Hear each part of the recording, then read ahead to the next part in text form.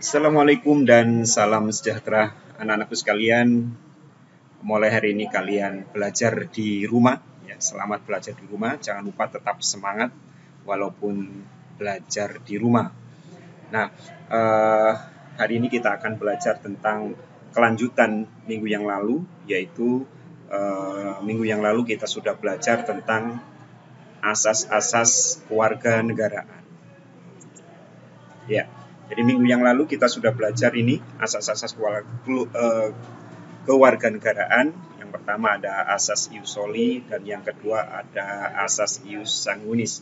Tentunya kalian sudah bisa menguasai anak sekalian. Ya. Nah, sekarang kita lanjutkan. Anak sekalian, jika suatu negara betul-betul melaksanakan kedua asas ini dengan adil, dengan keras dan kuat, maka dua asas ini akan menimbulkan akibat seperti ini. Yang pertama ada namanya apatrid, yang kedua bipatrid, dan yang ketiga multipatrid. Nah, apakah ini? Coba perhatikan. Yang pertama adalah apatrid. Jadi apatrid ini pengertiannya adalah seseorang yang tidak memiliki kewarganegaraan sama sekali. Nah, bagaimana ini bisa terjadi? Kok ada seseorang tidak memiliki kewarganegaraan sama sekali? Ini akan menjadi masalah. Contoh kasusnya seperti ini. Kalian bisa baca itu ya. Seorang anak yang lahir dari orang tua suatu negara yang menganut asas ius soli, berdasarkan kelahiran atau keturunan ya, kewarganegaraan orang tuanya. Misalnya Amerika Serikat di sebuah negara yang menganut ius sanguinis. Misalnya Indonesia. Maka anak tersebut tidak memperoleh kewarganegaraan Amerika maupun kewarganegaraan Indonesia. Kenapa? Oleh Amerika, anak tersebut tidak diakui karena Amerika menganut asas ius soli berdasarkan kelahiran, sedangkan anak tersebut tidak lahir di Amerika. Oleh Indonesia, anak tersebut juga tidak diakui karena Indonesia menganut asas keturunan. Jadi anak tersebut oleh Amerika tidak diakui, oleh Indonesia juga tidak diakui, sehingga anak tersebut tidak memiliki kewarganegaraan sama sekali. Contohnya lagi, misalnya Cina itu menganut asas ius sanguinis, Indonesia menganut asas ius soli misalnya. Lalu ada anak dari keturunan Indonesia yang menganut asas tempat kelahiran, lahir di Cina. Cina menganut asas keturunan, maka oleh Indonesia anak tersebut tidak diakui sebagai warga negara Indonesia karena tidak lahir di Indonesia. Oleh Cina, anak tersebut juga tidak diakui sebagai warga negara Cina sebab bukan keturunan Cina karena orang tuanya adalah warga negara Indonesia. Nah, itu adalah kasus-kasus yang akan terjadi jika asas kewarganegaraan ius soli maupun ius sanguinis diterapkan dengan ketat. Yang kedua akan menimbulkan namanya bipatrid, yaitu seseorang yang mempunyai dua kewarganegaraan. Ya, contohnya tinggal kita balik saja. Ya, kalau di sini kalian bisa lihat seorang anak yang lahir dari orang tua suatu negara yang menganut ius sanguinis. Misalnya Malaysia. Di sebuah negara yang menganut asas ius soli. Misalnya Argentina. Maka anak tersebut memperoleh kewarganegaraan Malaysia maupun Argentina. Nah, lebih jelasnya begini. Ini contohnya agak sedikit rumit ya. Kalau tadi Bapak balik, Cina dan Indonesia. Sebelum tahun 1962, memang banyak kasus di Indonesia bahwa orang-orang keturunan Cina itu memiliki dua kewarganegaraan karena diakui oleh Cina dan diakui oleh Indonesia. Karena pada saat itu adalah Indonesia menganut asas ius soli dan Cina menganut asas ius sanguinis. Sehingga anak-anak keturunan Cina yang lahir di Indonesia, maka dia memiliki 2 kewarganegaraan. Kenapa? Oleh Indonesia, anak tersebut diakui sebagai warga negara Indonesia karena lahir di Indonesia. Oleh Cina, anak tersebut juga diakui oleh Cina sebagai warga negaranya karena orang tuanya warga negara Cina. Sehingga anak tersebut memiliki 2 kewarganegaraan atau namanya bipatrid. Paham anak sekalian ya? Ya. Contoh yang lain misalnya juga misalnya ada orang Cina lagi hamil 2, ya. Lalu kemudian jalan-jalan ke Amerika. Kemudian anaknya lahir di Amerika. Maka anak tersebut juga akan bipatrid oleh Amerika yang menganut ius soli diakui karena lahir di Amerika. Oleh Cina juga diakui karena orang tua dari anak tersebut adalah warga negara Cina. Sehingga anak tersebut bisa memiliki 2 keluarga negara. Paham ya?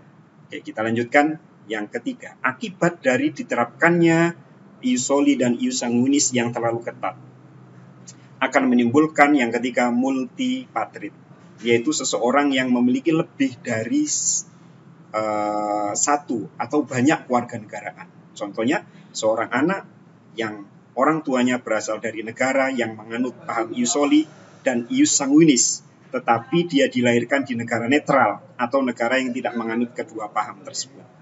Maka anak tersebut bisa memiliki lebih dari 2 warganegaraan. Tentu kalau negara tersebut juga membolehkan adanya warga negaranya yang memiliki lebih dari 2 warganegaraan. Itu anak sekalian ya. Oke, sekarang kita lanjutkan. Nah, anak sekalian, minggu yang lalu kita sudah belajar juga yang menentukan atau usaha seseorang untuk menjadi warga negara suatu negara itu ada 2 cara. Yang pertama adalah stelsel aktif dan yang kedua adalah stelsel pasif. Apa maksudnya ini?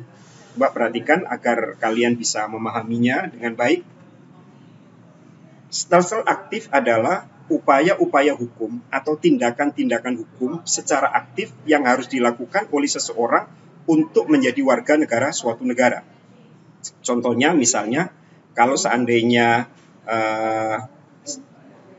si Ali sekarang warga negara Indonesia, lalu kemudian ingin menjadi warga negara Malaysia misalnya, maka si Ali harus melakukan upaya aktif untuk menjadi warga negara Malaysia dengan cara mendaftar, lalu kemudian mungkin ada tes, ya, membayar administrasi, ya, mengurus pendaftarannya, mungkin juga harus bisa bahasa Malaysia, mungkin juga harus hafal rukun negara dan lain sebagainya. Sebaliknya juga demikian.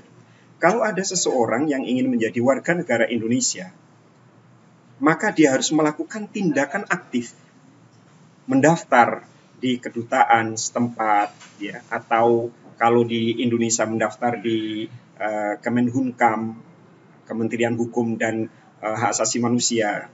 Kemudian dia ikut tes, mendaftar membayar uang administrasi. Dia harus aktif. Kalau tidak aktif, maka dia tidak akan diproses kewarganegaraannya. Yang kedua adalah stelsel pasif, yaitu seseorang yang tanpa melakukan tindakan hukum tertentu, dia secara otomatis menjadi warga negara suatu negara. Seperti kita ini, warga negara Indonesia. Karena orang tua kita adalah warga negara Indonesia, lalu kita dilahirkan, apalagi lahirnya di Indonesia, maka kita tidak perlu mengurus kewarganegaraan kita, otomatis menjadi warga negara Indonesia. Pasif, nggak melakukan apa-apa, tapi sudah menjadi warga negara Indonesia. Nah, begitu. Nah, ada juga anak sekalian yang pasif ini adalah namanya kewarganegaraan luar biasa, yaitu seseorang yang berjasa kepada Indonesia atau dia diperlukan jasanya oleh Indonesia, maka dia diberi kewarganegaraan oleh Indonesia. Ya, ada orang-orang yang seperti ini. Contohnya dulu namanya Hendrawan, pemain badminton Indonesia yang dianggap menjadi pahlawan badminton Indonesia. Walaupun dia lahir di Indonesia, ternyata dia itu tidak menjadi warga negara Indonesia. Akhirnya ketika dia ditanya oleh wartawan, itu tahun 2004 kalau nggak salah, apa yang kamu inginkan? Dia jawabannya, saya ingin menjadi warga negara Indonesia. Nah, karena dia sudah berjasa kepada Indonesia, 2 kali membawa Indonesia menang Piala Thomas, maka kemudian oleh Presiden Megawati pada saat itu dia diberi hadiah menjadi warga negara Indonesia. Ingat, kewarganegaraan luar biasa atau naturalisasi istimewa ini hanya diberi oleh Presiden, tidak boleh oleh yang lain. Ya. Lalu kemudian anak sekalian, bawahnya seseorang dalam suatu negara pada dasarnya memiliki hak. 2 hak. Yang pertama adalah hak opsi dan hak repudiasi. Dalam minggu yang lalu Bapak sudah jelaskan bahwa menjadi warga negara suatu negara itu hak, bukan kewajiban. Artinya kalian bisa memilih kewarganegaraan itu. Mau menjadi warga negara Indonesia atau tidak, itu tidak ada masalah. Tidak ada tuntutan suatu negara kepada seseorang untuk wajib menjadi warga negara tertentu, tidak. Makanya ada 2 hak. Yang pertama adalah hak opsi, hak untuk memilih kewarganegaraan. Silakan mau milih yang mana. Misalnya tadi kalau ada seseorang yang bipatrit bisa memiliki 2 kewarganegaraan, maka dia punya hak untuk memilih mau kewarganegaraan Indonesia atau Cina. Mau kewarganegaraan Amerika atau Indonesia, itu punya hak. Ya. Yang kedua, hak repudiasi, hak untuk menolak kewarganegaraan. Misalnya dia punya hak untuk menjadi warga negara Amerika, tapi dia memilih Indonesia, artinya dia menolak kewarganegaraan Amerika. Atau dia memilih Indonesia, dia memilih Amerika, maknanya dia menolak kewarganegaraan Indonesia. Atau seseorang yang diberi kewarganegaraan oleh suatu negara karena dia memiliki jasa yang besar kepada negara tersebut, lalu dia menolak, saya nggak mau, saya nyaman menjadi warga negara ini, misalnya begitu. Nah, itu hak seseorang. Oke, anak sekalian, itu saja pertemuan kita kali ini. Mudah-mudahan kalian memahaminya. Jika tidak paham, kalian bisa membuka materi-materi yang lain, atau kalian bisa mengulang video ini berkali-kali. Terima kasih. Assalamualaikum warahmatullahi wabarakatuh.